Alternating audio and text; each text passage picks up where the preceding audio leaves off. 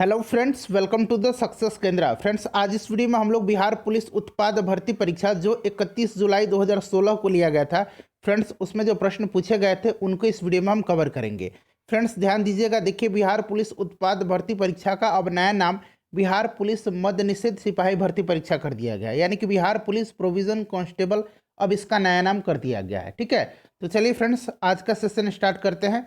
Please video को like और share जरूर कर दीजिएगा। फ्रेंड्स सिलेबस आपको पता है कि हिंदी के प्रश्न पूछे जाएंगे, अंग्रेजी के प्रश्न पूछे जाएंगे, साइंस होगा, जनरल नॉलेज होगा और गणित के क्वेश्चन पूछे जाएंगे। ठीक है, तो देखिए पहला क्वेश्चन है, हिंदी का क्वेश्चन है, जिसका कोई शत्रु पैदा ही ना हुआ हो क्या कहलाता है। फ्रेंड्स इससे पहले 2014 में जो 2 शिफ्ट में पेपर हुआ था बिहार उत्पाद भर्ती का, बिहार सिपाही उत्पाद भर्ती परीक्षा का, दोनों शिफ्ट का क्वेश्चन पेपर मैंने कवर करा दिया है। ठीक है, तो देखिए जिसका कोई शत्रु पैदा ही ना हुआ हो उसको अजात शत्रु कहा जाता है, यानी कि ऑप्शन नंबर 2 राइट आंसर हो जाएगा।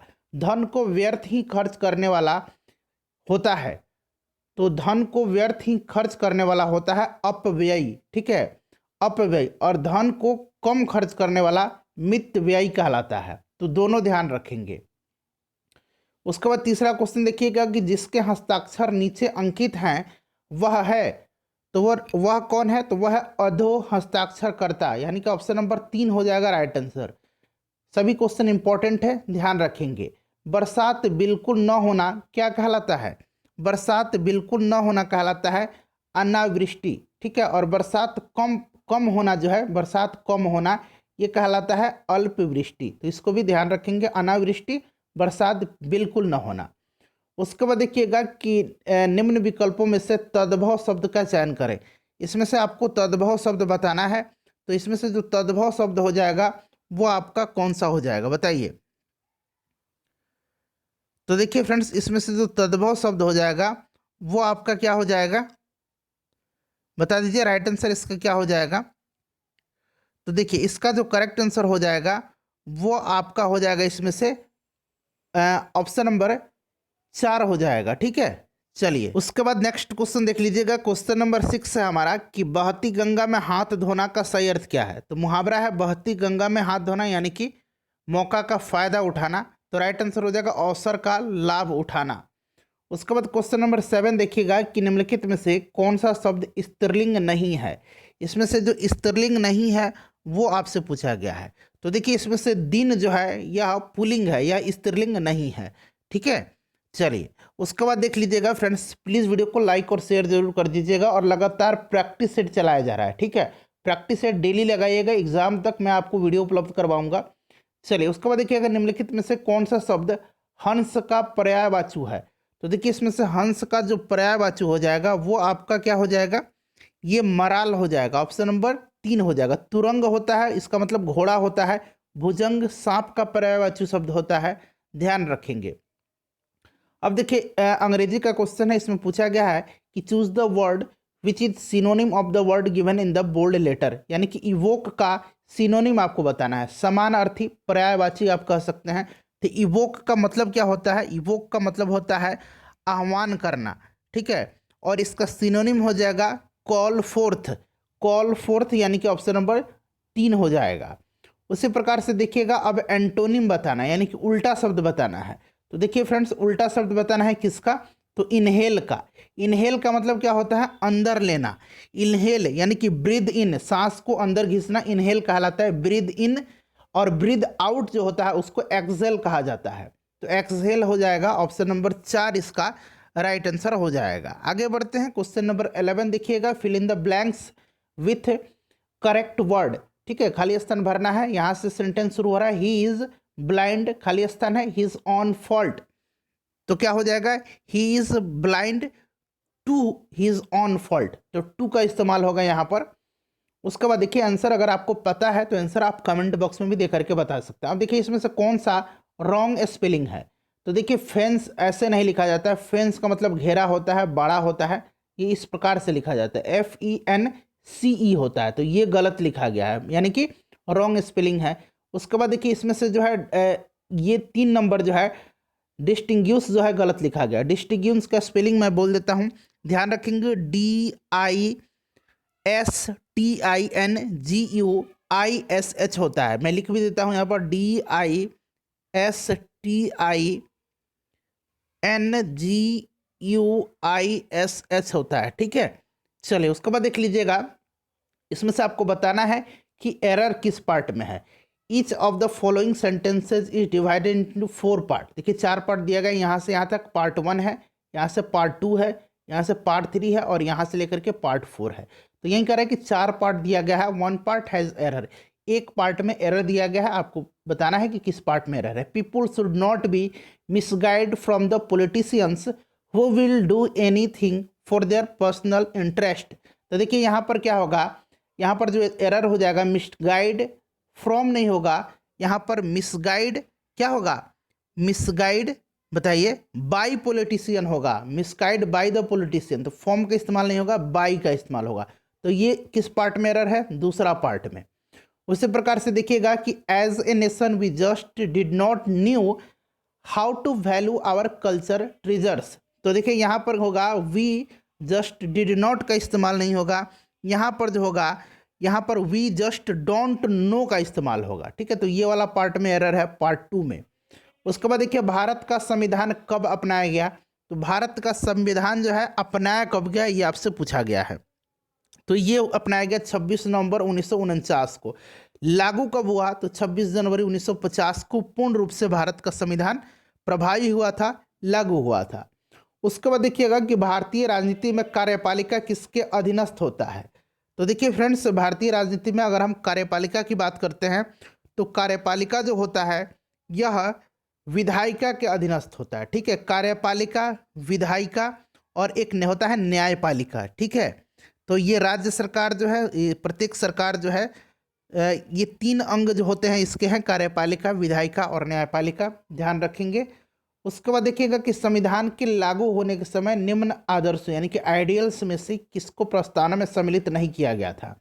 तो फ्रेंड्स आपको पता है कि समाजवादी शब्द जो है यह 42वां संविधान संशोधन जो 1976 में 1976 में हुआ था उसमें जोड़ा गया था। तो ऑप्शन नंबर 3 हो जाएगा इसका करेक्ट आंसर। उसके बाद देखिए भारत के संविधान में मौलिक कर्तव्यों को किस वर्ष सम्मिलित किया गया। मौलिक कर्तव्य पूछा गया, फंडामेंटल ड्यूटीज जिसको कहा जाता है, टोटल 11 मौलिक कर्तव्य हैं। और फ्रेंड्स इसको जोड़ा गया था 42वां संविधान संशोधन 1976 के द्वारा सरदार स्वर्ण सिंह समिति की अनुशंसा में। इसको जो है भाग 4 क के अनुच्छेद 51 क के अंतर्गत रखा गया है। फ्रेंड्स इसे रूस के संविधान से लिया गया है। टोटल 11 मौलिक कर्तव्य हैं। अब आगे बढ़ते हैं, नेक्स्ट क्वेश्चन देखेंगे, question number 20। Question number 20 friends यहाँ से है। देखिए क्वेश्चन नंबर 20 कह रहा है कि जस्टिस अल्तमस कबीर के पश्चात भारत के मुख्य न्यायाधीश कौन बने थे। तो कौन बने थे फ्रेंड्स, ये बने थे जस्टिस पी सदाशिवम, ठीक है। जस्टिस पी सदाशिवम बने थे, ऑप्शन नंबर 1 हो जाएगा। अच्छा, वर्तमान में भारत के मुख्य न्यायाधीश कौन है अभी वर्तमान में, जरा उनका नाम आप कमेंट करके मुझे बताइए। उसके बाद देखिए वज्रयान संप्रदाय है किस धर्म का, तो वज्रयान जो है ये बौद्ध धर्म का है। राजतरंगिणी के लेखक कौन है, तो राजतरंगिणी को लिखा है कलहन ने। और राजतरंगिणी के से जो है कश्मीर के इतिहास का, इसके बारे में जानकारी प्राप्त होती है। इसमें कश्मीर के इतिहास का वर्णन किया गया है, ठीक है। चलिए उसके बाद देखिए वंदे मातरम के रचयिता कौन है, तो बंकिम चंद्र चटर्जी हैं। उसके बाद देखिएगा वंदे मातरम बंकिम चंद्र चटर्जी, जनगण मन रविन्द्रनाथ टैगोर, ध्यान रखेंगे। गालिब कौन थे, तो मिर्जा गालिब जो थे, कौन थे फ्रेंड्स, तो बताइए। देखिए मिर्जा गालिब जो थे ये उर्दू फारसी के प्रख्यात कवि और महान शायर थे। तो राइट आंसर कवि हो जाएगा। उसके बाद देखिए हेन स्वेंग ने किसके शासनकाल में भारत की यात्रा की थी, तो ये आया था किसके समय, हर्षवर्धन के समय में। ये एक चीनी बौद्ध यात्री था और फ्रेंड्स ये आया था हर्षवर्धन के समय में, ठीक है। चलिए उसके बाद देख लीजिएगा कि और हर्षवर्धन को शिलादित्य के नाम से भी जाना जाता है। ये प्रश्न पूछा जाता है किसको शिलादित्य के नाम से जाना जाता है, तो हर्षवर्धन। निम्नलिखित में से कौन सी नदी का उद्भव अमरकंटक से होता है, तो अमरकंटक से जो है नर्मदा नदी का और सोन नदी का होता है। सोन नदी का भी ध्यान रखेंगे, तो यहाँ पर नर्मदा दिया गया, ये ताप्ती है, बना लीजिएगा, नर्मदा राइट आंसर हो जाएगा। उसके बाद देखिए ये नाथुला दर्रा लिखा गया, नाथुला पास, ठीक है। यहाँ मैं लिख देता हूँ नाथुला दर्रा, यहाँ पास अंग्रेजी में कहा जाता है। नाथुला दर्रा किस राज्य में स्थित है, तो सिक्किम में है। उसके बाद चार मीनार स्थित है, तो चार मीनार हैदराबाद में है। कहाँ है, चार मीनार हैदराबाद में है। उसके बाद डल झील कहाँ है, तो डल झील जो है ये जम्मू कश्मीर में है, श्रीनगर में है। उसके बाद देखिए किस शहर को गुलाबी शहर कहा जाता है, तो गुलाबी शहर किसको, जयपुर को कहा जाता है। ठीक है फ्रेंड्स, याद रखेंगे। उसके बाद देखिए सिंधु सभ्यता के निम्नलिखित स्थलों में से किस स्थान में गोदी यानी कि डॉकयार्ड होने का प्रमाण मौजूद है, तो फ्रेंड्स यहाँ पर ऑप्शन है ये लोथल में है, लोथल भोगवा नदी के तट पर है और कहाँ है, तो गुजरात में स्थित है। उसके बाद देखिए मान्यता के अनुसार महाभारत की लड़ाई कुरुक्षेत्र में कितने दिन तक लड़ी गई थी, तो फ्रेंड्स ये लड़ी गई थी कितने दिन तक बताइए, तो ये लड़ी गई थी आपको 18 दिनों तक। ठीक है, तो राइट आंसर इसका 18 दिन हो जाएगा। योग दर्शन के संस्थापक कौन थे, तो योग दर्शन के संस्थापक जो थे ये पतंजलि थे। ऑप्शन नंबर 2 जो होगा इसका राइट आंसर हो जाएगा। उसके बाद देखिए उत्तरी बिहार का प्राचीन नाम क्या था, उत्तरी बिहार का प्राचीन नाम जो था वो वजी था, वजी था। ऑप्शन नंबर 1 इसका राइट आंसर हो जाएगा। ठीक है फ्रेंड्स, ध्यान रखेंगे। द्वितीय बौद्ध परिषद यानी कि द्वितीय बौद्ध संगति कहाँ हुई थी बताइए, तो द्वितीय बौद्ध संगति जो है फ्रेंड्स यह आयोजन किया गया था किसके समय में, तो कालाशोक के समय में। ठीक है, और कहाँ पर, तो वैशाली में, याद रखेंगे वैशाली में किया गया था। राइट आंसर इसका वैशाली हो जाएगा। टोटल 4 बौद्ध संगतियाँ हुई हैं। ठीक है, चलिए उसके बाद देखिएगा कि चौसा की लड़ाई में शेर शाह ने किसको हराया था, तो चौसा की लड़ाई जो है ये 1539 में हुआ था। किसके बीच में, तो शेर शाह सूरी और हुमायूं के बीच में। इसमें हुमायूं हार गया था और शेर शाह सूरी जीत गया था। उसके बाद देख लीजिए अगला क्वेश्चन है कि निम्नलिखित पेशवाओं में नाना साहब के रूप में कौन लोकप्रिय था, तो नाना साहब के रूप में बालाजी बाजीराव। ठीक है, ऑप्शन नंबर 3 जो होगा राइट आंसर हो जाएगा। ठीक है फ्रेंड्स, चलिए बालाजी बाजीराव। उसके बाद देख लीजिएगा कि किस ब्रिटिश जनरल ने पोर्टोनोवो में हैदर अली को हराया था, तो पोर्टोनोवो में हैदर अली को किसने हराया था, तो उस समय जो गवर्नर जनरल था वारेन हेस्टिंग्स था और इसने हैदर अली से मुकाबला के लिए आयरकुट को वहां पर भेजा था और सर आयरकुट ने हैदर अली को पोर्टोनोवो में पराजित किया था। तो आयरकुट हो जाएगा इसका राइट आंसर। उसके बाद देख लीजिएगा कि प्रार्थना समाज के संस्थापक कौन थे, तो आत्माराम पांडुरंग थे। नेक्स्ट देखिएगा कि ब्रिटिश सम्राट के अधीन नियुक्त भारत का प्रथम वायसराय कौन था, भारत का पहला वायसराय लॉर्ड कैनिंग था। ठीक है, इसी के समय 1857 का जो क्रांति है हुआ था। उसके बाद देखिए ब्रिटिश शासन के अधीन भारतीय गरीबी और अर्थव्यवस्था पर दादा भाई नौरोजी द्वारा कौन सी पुस्तक लिखी गई थी, तो ये पुस्तक यहाँ पर देखिएगा ऑप्शन में दिया गया है poverty and un British rule in India. Option number 3 इसका करेक्ट आंसर हो जाएगा। ठीक है, चलिए आगे बढ़ते हैं। उसके बाद देख लीजिएगा 42 नंबर की माई एक्सपेरिमेंट विथ ट्रूथ नामक जो पुस्तक है इसको लिखा किसने है, तो ये पुस्तक महात्मा गांधी जी के द्वारा लिखी गई है। नेक्स्ट देखिएगा विश्व का सबसे गहरा महासागर कौन सा है, तो विश्व का सबसे गहरा महासागर जो है यह प्रशांत महासागर है। उसके बाद देखिए पृथ्वी के कुल सतह क्षेत्र का लगभग कितने प्रतिशत भाग जलमंडल यानी कि हाइड्रोस्फीयर से शामिल है, हाइड्रोस्फीयर में शामिल है, तो ये जो है लगभग कितना है फ्रेंड्स, तो 3/4 भाग यानी कि 71%। तो यहाँ पर 70% इसका लगभग राइट आंसर हो जाएगा। आगे बढ़ते हैं। नेक्स्ट क्वेश्चन देखिएगा कि अपनी धुरी पर पृथ्वी जो स्पिन करती है, घूर्णन करती है, उसकी दिशा किस प्रकार से है, तो इसकी दिशा किस प्रकार से है फ्रेंड्स बताइए, तो इसकी दिशा जो है पश्चिम से पूर्व की ओर है। ठीक है, चलिए नेक्स्ट क्वेश्चन देख लीजिएगा और इसको जो है दैनिक गति कहा जाता है। वायुमंडल में कौन सी परत जो है जेट विमानों के लिए आदर्श उड़ान परिस्थितियों के हालात प्रदान करती है, तो ये आपको पता होगा ये समताप मंडल है और अंग्रेजी में इसको स्ट्रेटोस्फेयर कहा जाता है। इसमें कोई भी वायुमंडलीय घटनाएं घटित नहीं होती हैं। क्षोभ मंडल में सभी जो वायुमंडलीय घटनाएं हैं ये घटित होती हैं। उसके बाद कौन सा मंडल जो है उत्तर मध्य रेलवे का हिस्सा नहीं है, तो ये मंडल कौन सा हो जाएगा, ये हो जाएगा आपका कोटा मंडल। ठीक है, निम्नलिखित राज्यों में से किसकी सबसे कम जनसंख्या, सबसे अधिक जनसंख्या उत्तर प्रदेश का है, सबसे कम जनसंख्या सिक्किम का है। दुधवा नेशनल पार्क कहाँ स्थित है, दुधवा नेशनल पार्क लखीमपुर खीरी में है, कहाँ, उत्तर प्रदेश में। ठीक है, तो ये उत्तर प्रदेश राइट आंसर हो जाएगा। कौन सा ग्रह आकार और द्रव्यमान के मामले में पृथ्वी के लगभग समान है, तो ये फ्रेंड्स कौन सा ग्रह है, तो यह ग्रह सूर्य है। सूर्य को जो है भोर का तारा, सांझ का तारा यानी कि मॉर्निंग स्टार, इवनिंग स्टार, पृथ्वी की जुड़वा बहन, पृथ्वी की भगिनी, इन सभी नामों से जाना जाता है। शुक्र के पास कोई भी उपग्रह नहीं है। उसके बाद देखिए राज्यसभा का सदस्य बनने की न्यूनतम आयु सीमा तो राज्यसभा के लिए न्यूनतम आयु सीमा 30 वर्ष रखा गया है और लोकसभा के लिए 25 वर्ष रखा गया। तो ऑप्शन नंबर इसका 2 जो होगा करेक्ट आंसर हो जाएगा। ठीक है, चलिए आगे बढ़ते हैं कि भारतीय कानून के अनुसार किसी अपराधी को किशोर के रूप में परिभाषित किया जाता है। तो जो 18 वर्ष से कम आयु के हैं उनको किशोर के रूप में। ऑप्शन नंबर 1 राइट आंसर हो जाएगा। सीरिया के राष्ट्रपति पूछा गया है कौन है, तो सीरिया के राष्ट्रपति जो है ये बशर अल असद हैं। ऑप्शन नंबर 1 राइट आंसर हो जाएगा। सीरिया की राजधानी कहाँ है, तो सीरिया की राजधानी दमिश्क है। इसको भी आप याद रखेंगे। ठीक है फ्रेंड्स, चलिए उसके बाद आगे बढ़ते हैं कि स्वेज नहर भूमध्य सागर को किससे जोड़ती है, तो भूमध्य सागर को जोड़ती है लाल सागर से। ऑप्शन नंबर 4 इसका करेक्ट आंसर हो जाएगा। ठीक है, चलिए उसके बाद नेक्स्ट क्वेश्चन देख लीजिएगा कि निम्नलिखित में से कौन सा शहर 2 महाद्वीप में फैला हुआ है। तो देखिए ये जो शहर है ये कौन सा है, तो ये तुर्की का जो इस्तांबुल शहर है ये 2 महाद्वीप में है।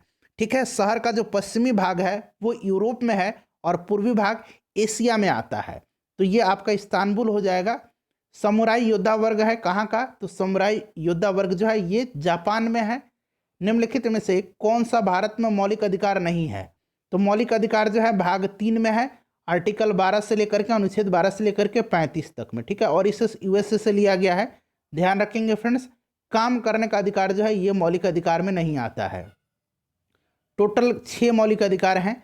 भारतीय संविधान की 8वीं अनुसूची संबंधित है, तो 8वीं अनुसूची में 22 भाषाओं का उल्लेख किया गया है।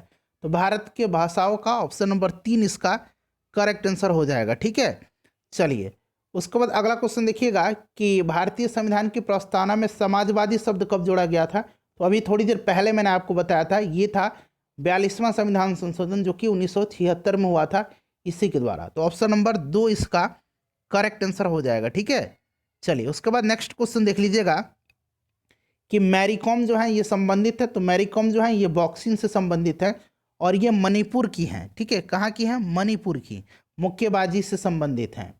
उसके बाद देखिएगा क्वेश्चन नंबर 61 है कि मशरूम यानी कि जो कुकुरमुत्ता है किसका उदाहरण है।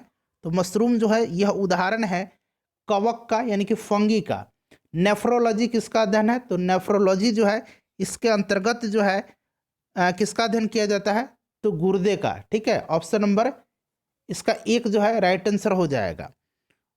उसके बाद न्यूरोलॉजी के अंतर्गत जो है तंत्रिका का अध्ययन किया जाता है।